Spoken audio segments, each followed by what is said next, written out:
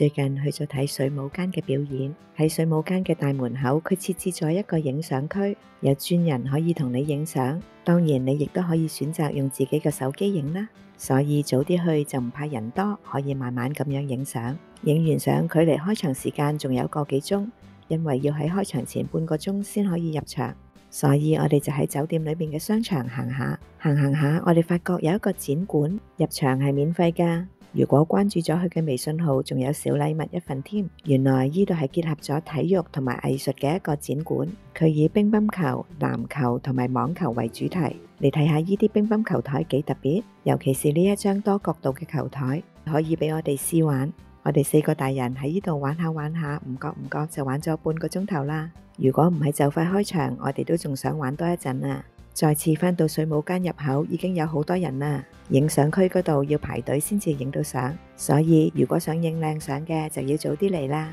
可以入場啦。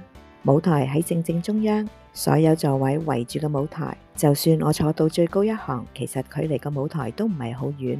不過要留意返，如果你坐最前面2行嘅，記得要着返件雨褸啊。仲有10分鐘就開場啦。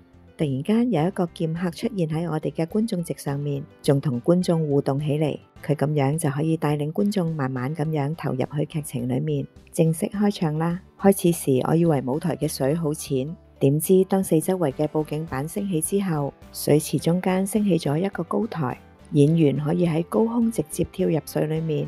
如果水池冇一定嘅深度又點得呢？水池雖然好深，但係眨下眼又可以變返一個乾爽嘅舞台。聽講呢個舞台係斥資巨款嚟到興建，疫情期間停咗幾年，最近先至恢復返演出。而家嘅門票600幾蚊起，成個表演個幾鐘頭。除咗表演者精彩嘅演出，當然仲有燈光、水效同埋極速嘅變換場景，我就覺得相當精彩啦。精彩嘅表演結束啦。